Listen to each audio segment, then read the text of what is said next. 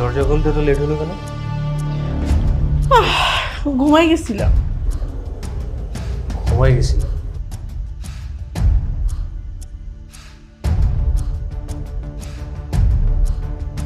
बाहर से कोई अंदर न आ सके, अंदर से कोई बाहर न जा सके।